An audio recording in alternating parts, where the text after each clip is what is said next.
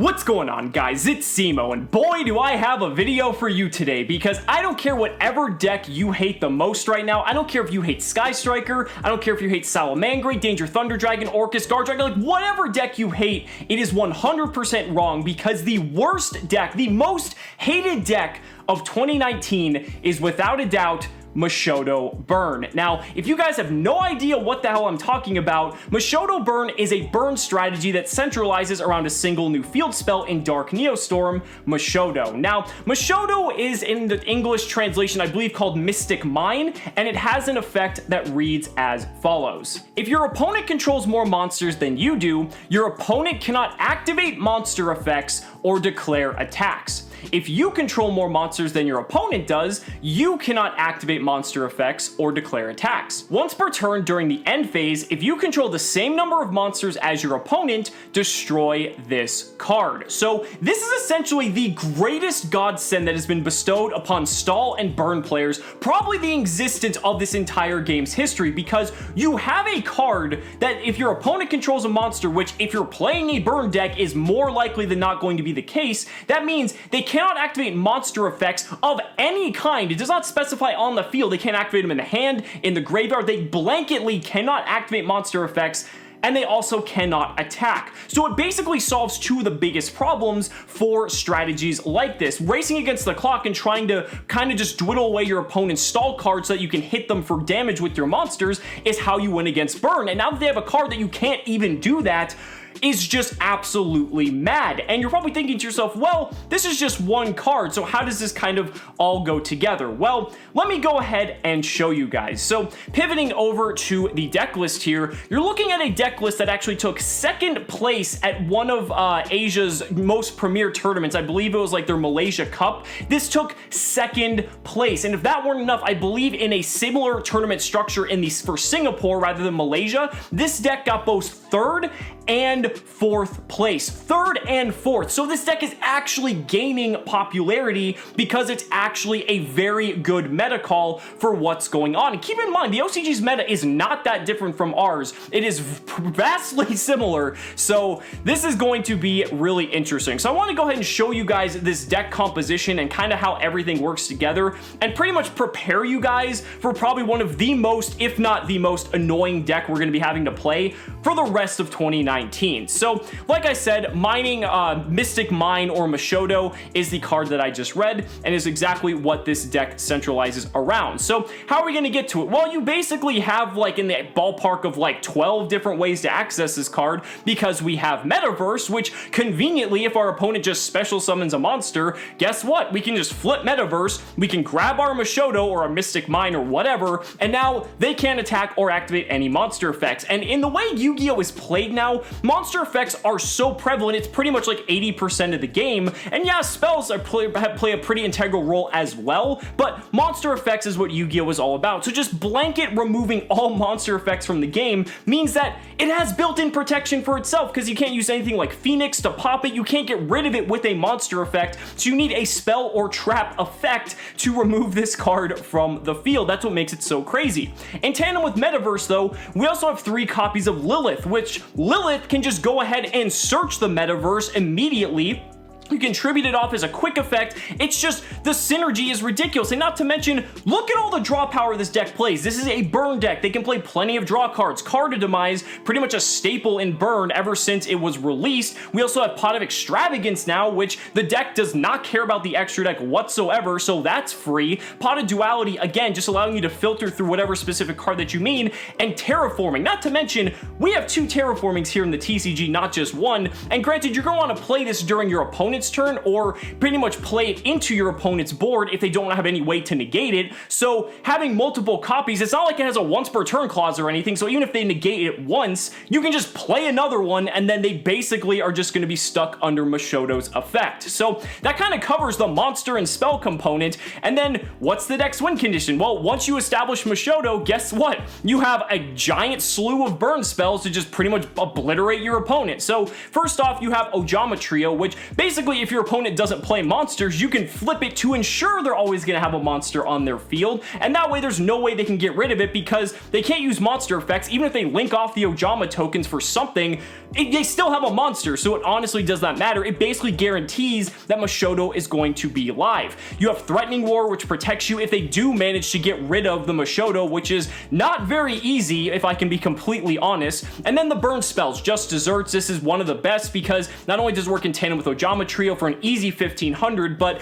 I mean, if your opponent just summons a bunch of monsters not knowing how this deck works, you can easily hit them for 2 if not 2500 damage if they're trying to swarm the field. Secret Barrel also counts cards that are in, you know, their hand and also just their back row as well, dealing a little bit lesser damage. Secret Blast is also in a very similar light, but also has a way to deal more damage if your opponent tries to pop that in addition to it. Ring of Destruction is removal, so it kind of just works to solve problems that could potentially be annoying for you. And then Dark Sacrifice is one big difference because we do not have this card yet here in the TCG. I feel like we might get this card in Battles of Legend, but we'll just have to see. Dark Sacrifice reads, when your opponent activates a card or effect that would destroy a card or cards on the field, aka Moshodo, you can go ahead and negate that effect, then send one level 3 or lower dark monster from your deck to the graveyard. Oh look, guess what a level 3 or lower dark you already run in your deck? Lilith. So if you've already exhausted Lilith for her primary purpose of grabbing Moshodo, then you have Dark Sacrifice to basically negate whatever the hell you want to ensure that Moshodo stays on the field. We can just run other cards. I mean, you could run Strike, you can run Judgment. We've seen decks in the OCG already running multiple copies of Solemn Judgment just to protect their card, and also we're gonna get some more cards in that same light a little bit later on. But then Trap Trick is also an amazing card that Burn now has access to, because guess what? All of these main win condition cards are normal trap cards, so whatever you need in any specific instance, because you're running 3 of everything, you can just Trap Trick tutor it out, and now you have the card for any perfect situation. Don't have Moshodo yet? Go ahead and tutor out Metaverse and go ahead and grab Moshodo, and now your opponent is going to be stuck under that card. Balance of Judgment is just a one of that. If your opponent just has way more cards than you do, you can just refresh your whole hand for absolutely no reason and be right back in the game if all the draw power you're playing in your deck isn't already enough. A couple other cards I wanted to showcase were from some different builds. This was, again, the second place build, I believe, from the Malaysia Cup. Now, Chain Strike is at 1 here, but it's at 2 in the OCG, and realistically, that doesn't make too big of a difference, but it's still another card you can incorporate because it's still burn damage, so it doesn't matter. Demise of the Land is another card you can use that when your opponent special summons a monster, select a field spell from your deck and activate it. So basically, it's very unlikely you're going to be going up against a deck that does not special summon, which means you can set Demise of the Land as you would Metaverse, effectively giving you like 15 ways to see Moshodo on your first turn, and they already have a monster on the board, which means they're going to be locked under Moshodo's effect. The second Terraforming I already mentioned is very significant us for here in the TCG. Wave Motion Cannon, yeah, remember this card from 2005? Well, this is kind of one of the deck's win conditions because, again, a lot of the primary meta decks aren't running any sort of spell and trap removal in the form of spell and trap cards. A lot of that removal is housed in the extra deck, so these decks can actually safely play Wave Motion Cannon and actually kill their opponent with Wave Motion Cannon. We saw this in the decks in 3rd and 4th place in Singapore. Dark Bribe, it doesn't matter if your opponent gets cards. Dark Bribe is pretty much just an all-out, no to anything that's going to threaten your Moshodo or any of your other cards that you want to resolve. So yeah, they're going to get to draw a card off of it, but who cares? The amount of outs they have in their deck is probably slim to none anyway. If you keep Moshodo on the board, you've effectively established your win condition and maintained it, and they can have all the cards in the world and it's realistically not going to matter. Solemn Judgment, as I already mentioned, I believe they have either 2 or 3 of this in the OCG, which makes it even more terrifying.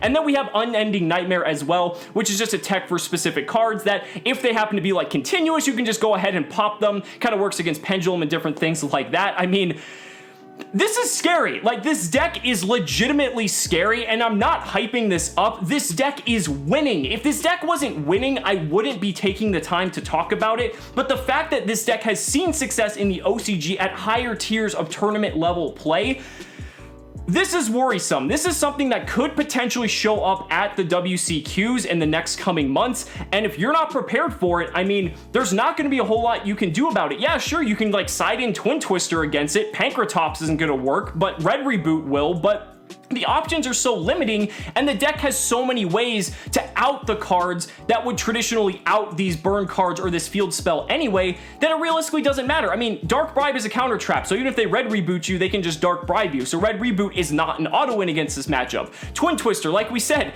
it doesn't necessarily matter, and most decks are not main decking it. It's very hard to see decks that are currently in the metagame having any sort of chance going up against this deck game one, because they don't have spell and trap removal. Basically, they're relying on their opponent not opening Moshodo or Mystic Mine, and with a 15 out of 40 chance, that's very, very unlikely that they are not going to see that card. So, guys, those are just my thoughts about this deck. Let me know down in the comments what you guys think about Moshodo Burn. I'd really love to hear your thoughts, and let me just say, I am 100% not looking forward to playing this deck post-Dark Neostorm. So, guys, thank you so much for watching the video. Be sure to like the video as always, subscribe to the channel for more amazing Yu-Gi-Oh content, and if you found this video informative, consider supporting me on Patreon or becoming a YouTube channel member, because just by showing your support in any way that you can, you're investing in my ability to continue bringing you amazing Yu-Gi-Oh content. So thanks so much again,